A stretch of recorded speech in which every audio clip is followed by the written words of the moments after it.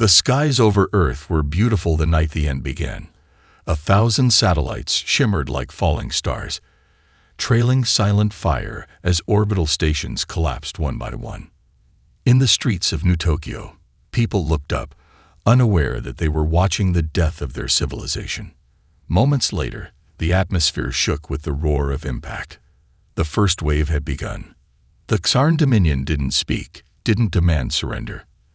Their arrival was silent, like a cosmic verdict already passed. Their ships descended like shadows, blotting out the sun. Cities disappeared under columns of blue plasma. Oceans boiled. The moon cracked. Entire nations ceased to exist in the span of an afternoon. Earth's defenses, once thought unbreakable, fell in hours. Across the stars, alien worlds watched, some with sorrow, others with satisfaction. Humanity had always been loud, brash, inventive, unpredictable. They expanded faster than any species before them, claiming territory with ambition unmatched. They made allies, yes, but also enemies. Many believed it was only a matter of time before humanity's rise would spark something catastrophic. They were right. And when Earth fell, no one came to help. In the final hours, chaos ruled. The planetary defense grid failed, hacked from within. The orbital relay in Mars orbit went dark. Earth's last fleet, the Avalon Line, was cut off before it could regroup. The last human transmission came from a battleship known as the Saber's Grace, its captain's voice defiant even as her vessel was torn apart. "We do not kneel. Not today. Not ever." Then silence. The Xarn left as swiftly as they came. They didn't stay to rule, didn't bother to salvage. They simply destroyed. The surface of Earth was reduced to scorched wastelands, twisted metal, and burning skies. Humanity, once a rising star in the galactic community, was erased in a single sweep. No colonies responded.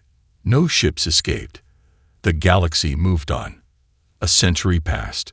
Statues were raised in quiet remembrance, on Atelian, on Virex Prime, even in the Xarn capital. They depicted humans with bowed heads, carved in stone. The words beneath them were always the same: gone, but not forgotten.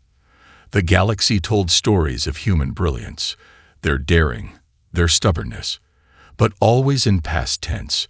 No one expected them to return. No one believed they could. But in the uncharted shadows beyond the Perseus Rift, far beyond where any empire mapped, a signal pulsed every 13 days. It was faint, almost undecipherable, wrapped in encryption no living species remembered. It contained no words, only a pattern, an old Earth rhythm that once played during wartime broadcasts. Heartbeat, then silence, then heartbeat again. And far beneath a planet cloaked in nebulae, a massive ship stirred from its slumber. Lights blinked on, systems came online, and voices long forgotten returned to the airwaves. Humanity was not dead. It had survived. It had remembered. And one day, it would return. The Helios Eternal was never meant for war. It was a vault ship, designed as a last resort by the United Earth Coalition. It carried no weapons, no soldiers, only knowledge, engineers, scientists, and the blueprints of an entire civilization. Its mission was simple: survive. Launched 2 months before Earth's final day, it slipped through a private wormhole network, jumping system to system, until it vanished from all known star charts. Those aboard watched helplessly as the Earth signal went dark. There were no speeches, no grand announcements, only silence. Humanity's home was gone. But they didn't fall apart. On board, the Command Council, composed of a mixture of scientists, historians, and military advisors, made a choice. They would not live in grief. They would prepare. The generation born in transit would know the cost of survival and the value of discipline. Every child would be trained in science, tactics, history, engineering, and language. Culture was preserved. Languages were taught in full. Human memory would not fade. Earth's spirit would live on inside steel walls and starlight. For nearly 300 years, the ship wandered. It passed through dead systems, rogue planets, asteroid belts, and gravitational nightmares. It scavenged what it needed. Its engines evolved. Its minds adapted. Over time, the people aboard the Helios Eternal no longer saw themselves as victims, but as stewards of something sacred. They became Terrans, not just descendants of Earth, but something new, sharper, focused. The AI that governed the ship, Eidolon, expanded its reach. It crafted simulations that trained future commanders in thousands of scenarios. It taught the ancient arts of diplomacy and war. It preserved Earth's lost languages and rituals, from poetry to combat. And in every corridor, every lesson, one idea remained constant: Earth will rise again. The population never grew large. Controlled genetics and tight social planning ensured balance. No one aboard the ship was idle. Every citizen had a role: strategist, builder, pilot, medic, analyst. And over generations, they developed technologies that even the old Earth governments had only theorized. Cloaking fields that bent light, energy blades forged at the atomic level, neural link systems that allowed fleets to move like a single mind. By the 3rd century, the children of the Helios Eternal no longer spoke of return as a dream. They spoke of it as a strategy. They had never forgotten the ones who died. They had never forgiven those who watched. And as the ship approached the edge of mapped space, they received their first transmission in over 2 centuries, a simple automated beacon from a distant mining colony. The voice spoke Galactic standard, but the fear in it was universal. Unknown attackers. They move in silence. Black hulls. No demands. Please. The message cut off. The council gathered. Eidolon confirmed the source. They had heard of no human survivors, and yet this was Terran tech. Their tech. Commander Celine Cade, born aboard the ship, stared at the star map. "It's time," she said, and the ship turned toward home. The distress signal had come from Etheris 9, a remote mining outpost on the edge of Union space. It wasn't significant. Just another resource colony supplying alloys and plasma cores to the inner worlds. But what made it strange was the way the signal was structured. It used a coding format that hadn't been seen in over 200 years, one that originated on Earth. The Union's response was routine. The 3-ship patrol was dispatched to investigate. The standard assumption was a malfunction, or perhaps pirates faking an old signal. When the patrol arrived, there was no battle, no survivors, and no wreckage. The colony was gone. Not destroyed, missing. The entire structure had been lifted from the planet's surface, leaving behind a smooth crater hundreds of meters wide. Everything had vanished without a trace. At the crater center, scorched into the rock by what appeared to be a fusion torch, was a single word: remember. The patrol flagged it as a high-priority anomaly and returned to base. The footage circulated among analysts, scholars, and eventually the Galactic Union Security Council. The word was translated into every known language, but the result was always the same. Someone, or something, was trying to send a message. Then it happened again. 3 weeks later, a cargo fleet failed to arrive at the Asteri Exchange. Its last known location was near the Helion Drift. When a search team was sent, they found the freighter's engines and outer hulls, cleanly sliced, floating silently in formation. The crew was gone. No bodies, no logs. Inside one of the cargo holds, there was a phrase etched with microdrills across the wall: "You watched us burn." Panic didn't set in immediately, but concern spread like cracks in glass. The disappearances became more frequent. Communications blacked out. Surveillance stations stopped responding. Rumors grew. Whispers of invisible ships that struck without warning and left no sign except strange Earth words and eerie precision. Survivors were rare, but the few that spoke described the attackers with shaking voices.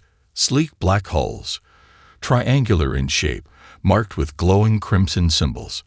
No known species matched the design. One cargo pilot reported seeing a figure through a hull breach. He swore it looked human. When he tried to speak, it simply turned and vanished into the dark. On Virex Prime, a historian named Laurel Sen began connecting the dots. She compared the phrases left behind to archived human languages. Noticing perfect matches, she presented her findings to the Union Council with a trembling voice. "These are not echoes," she said. "These are signals. They're not just attacking." Someone muttered, "They're sending a message." No one wanted to believe it. Humanity was gone. Erased. But as more colonies vanished and more messages appeared, short, haunting, sharp in tone, the truth grew harder to deny. Someone was out there. Someone who remembered Earth. And they weren't asking for help. They were making a statement. The Terrans had returned. And they had not forgotten. They came without warning. In the shadows of asteroid belts, beneath the cover of solar storms, they moved like predators in ancient forests, silent, invisible, and always one step ahead. Union vessels began disappearing not just on the edge of known space but within it. Well-defended outposts, deep space relay stations, even warships, gone. Not destroyed, not crippled, but erased. The pattern was unmistakable. No civilian targets, no mass casualties, no planets scorched. Every strike was calculated, tactical, controlled. These were not acts of chaos. They were executions. Admiral Kalis of the Union Defense Fleet gathered his top strategists in orbit above Denthera Prime. They watched the data scroll in real time. 10 attacks in 14 days, spread across light years, yet carried out with such coordination, it was as if one mind controlled them all. "This isn't a fleet," he said. "It's a doctrine." The few ships that survived encounters told chilling stories. They described vessels that didn't show up on sensors until it was too late. Weapons that pierced through energy shields like paper. Communication systems hijacked mid-battle, locking out commands. In one case, an entire squadron turned on each other when their targeting systems were overridden remotely. But the most terrifying detail came from the wreckage of a captured attack drone. It bore the emblem of a phoenix rising from a field of ash. That symbol hadn't been seen in centuries. It belonged to the Terran High Command. Suddenly, the galaxy's myths were no longer myths. The children of Earth had not only survived, they had adapted, improved, and built a force capable of dismantling fleets without ever being seen. What once was desperation had become a weapon. What once was loss had become purpose. A new fear took hold. Union broadcasts urged calm. Official statements blamed pirates or extremist groups. But across the galactic networks, footage leaked. Brief, flickering glimpses of black-hulled ships marked with crimson light, phasing in and out of reality like phantoms. The term ghost fleet spread among civilians. Others simply called them the Terrans. Then came the message. It was short, delivered across every secure channel in the galaxy. It came in every major language, perfectly translated. The voice was human, calm, firm, unmistakably real. "We were burned and buried. You watched.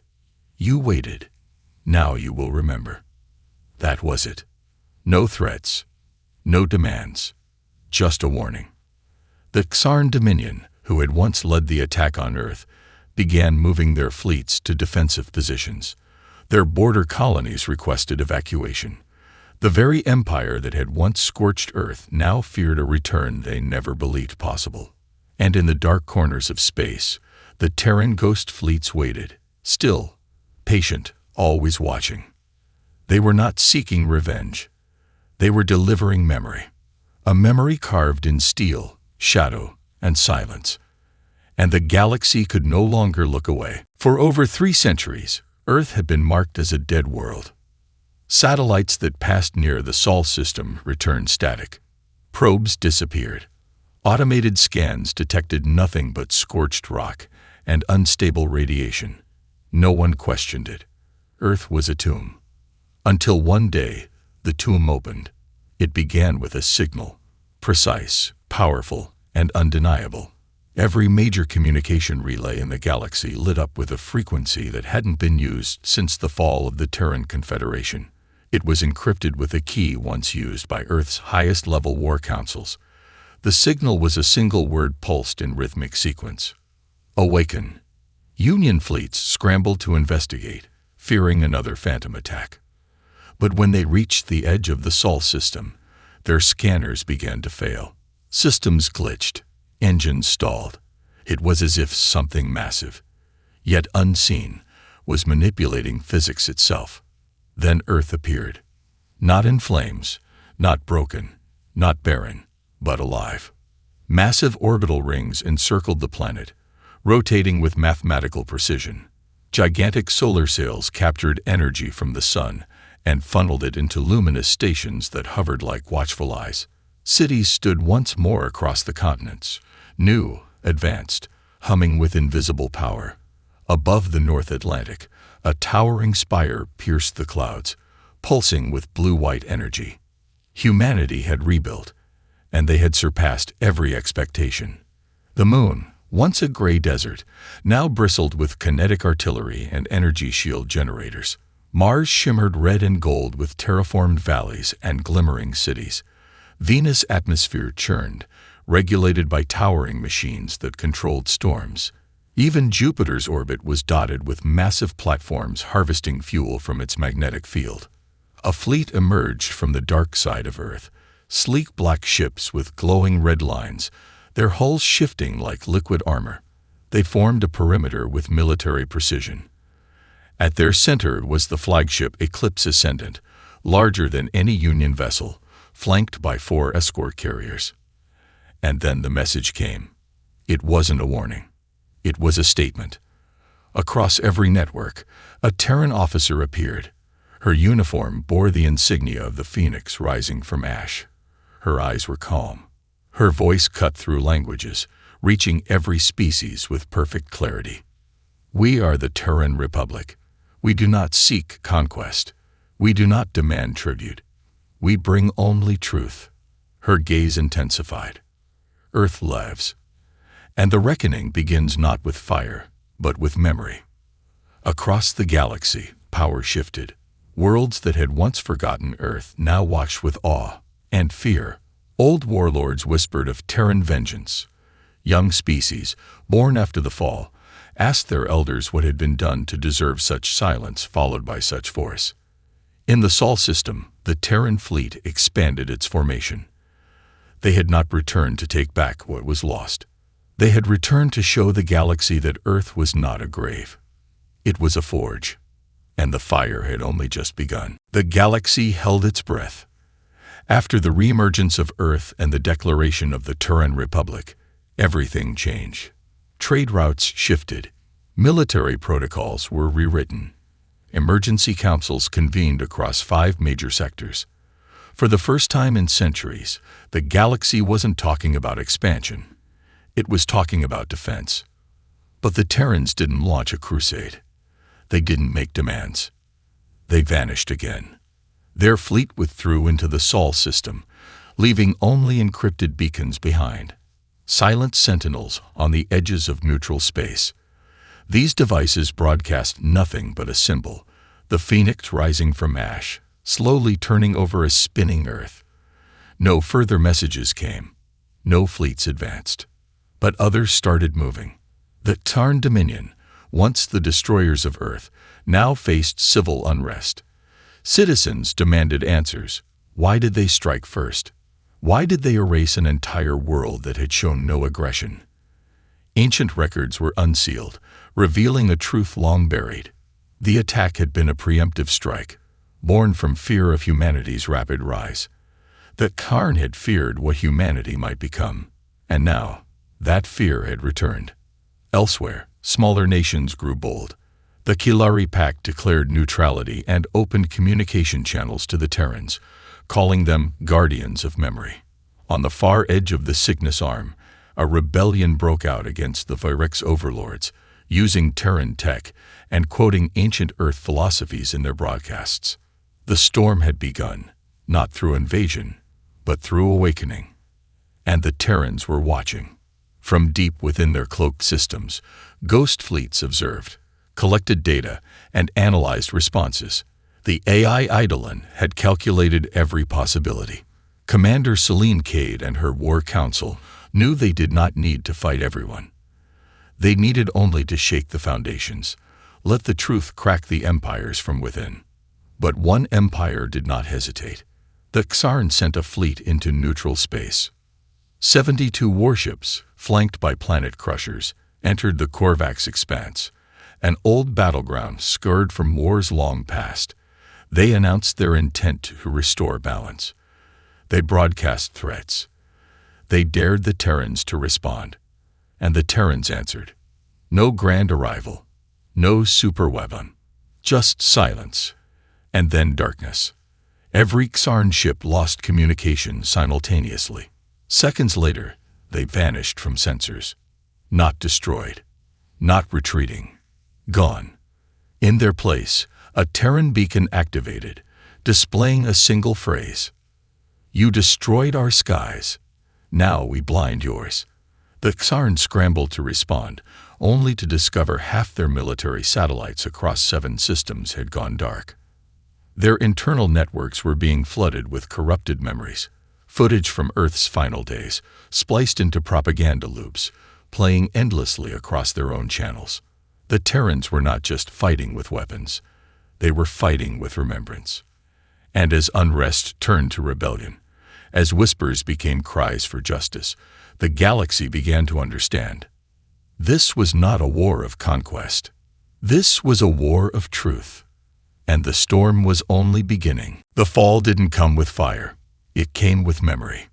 One by one, the great powers of the galaxy began to fracture, not from Terran attacks, but from the weight of buried truth.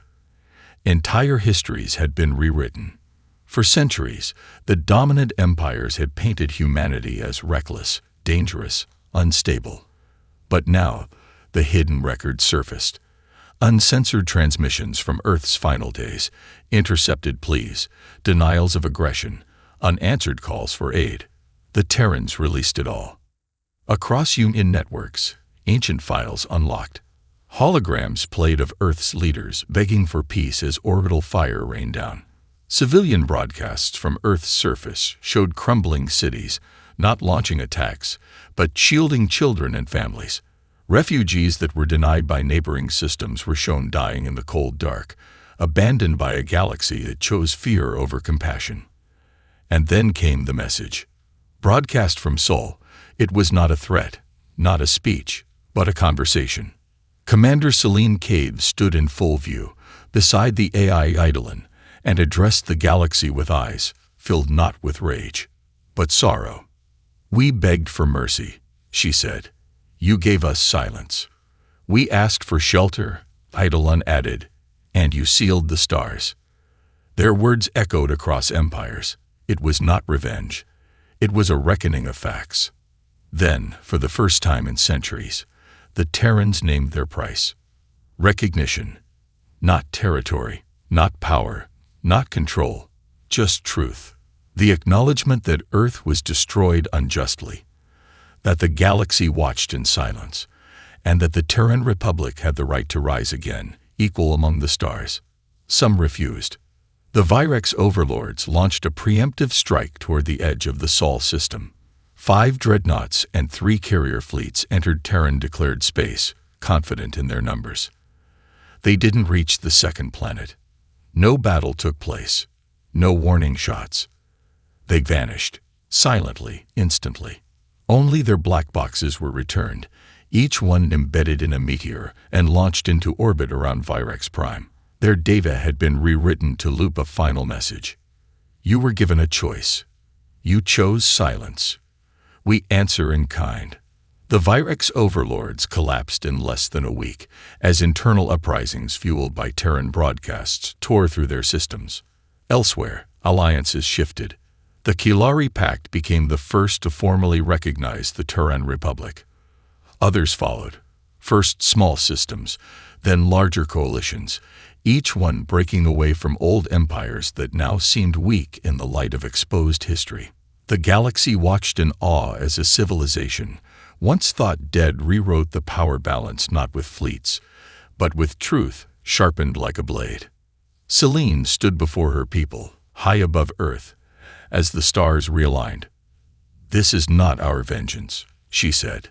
"This is our justice." And as the Terran flag flew once more above a living Earth, one truth became clear. They had survived extinction. Now, they would reshape the stars. The stars no longer looked the same.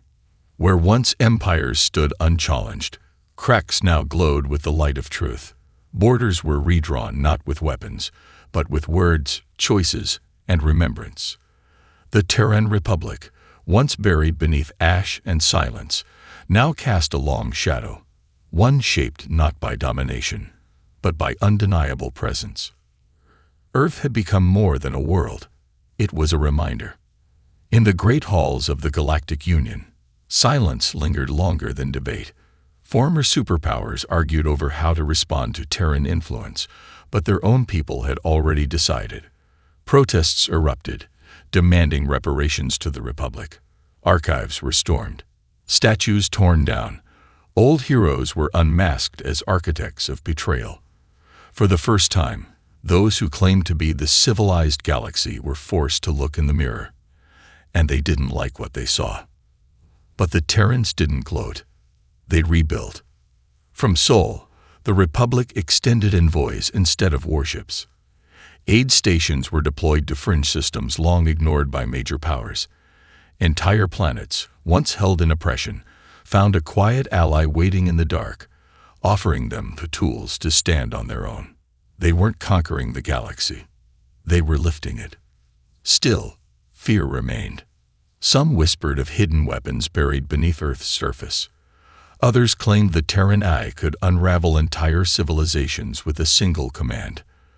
But what truly frightened the old powers was not Terran technology. It was Terran unity. They had turned extinction into evolution, isolation into strategy, loss into purpose.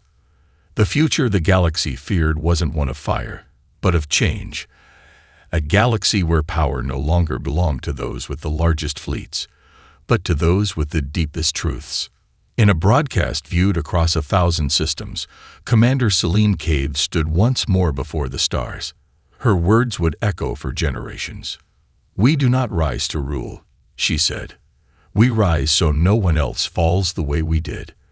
Let the galaxy remember not the ashes of Earth, but the hands that pulled it from the fire." The Phoenix had returned, not as a warning, but as a guide. From the Terran archives, they shared knowledge thought lost. Medicine that cured entire planetary plagues, energy technology that turned dead moons into fertile gardens, education systems capable of rebuilding cultures that had been erased by war. Those who once feared Terran vengeance now found hope in their arrival, because humanity had changed, not into monsters, but into something stronger, something wiser. And as new alliances formed under the emblem of the Phoenix, a new age began, not of domination, but of memory, choice, and strength through unity. The galaxy would never forget the day Earth reawakened, not because it brought fire, but because it brought truth.